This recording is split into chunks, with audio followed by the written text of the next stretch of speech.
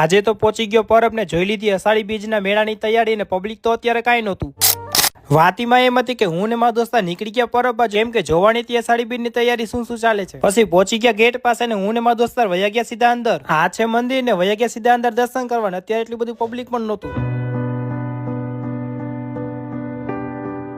ને હા, આ વિડીયો છે 3-4 દિવસ પહેલાનો, એટલે પબ્લિક અત્યારે કોઈ હતું જ નહીં. પછી વયા ગયા અમે સીધા પ્રસાદી બાજુ. અને હા, અષાઢી બીજના દિવસે અહીં ખૂબ મોટું ભોજનાલય હોય, જે આ નકશા મુજબ. પછી લઈ લીધી પ્રસાદી ને અહીં થાળી વટકો તમારે જાતે જ વિસરવા પડે. અને હા, જો હું ખોટું બોલતો હોય તો પૂછાવા ભાઈ ને, અત્યારે જ વિસરીને બેઠા. ચાલે તું.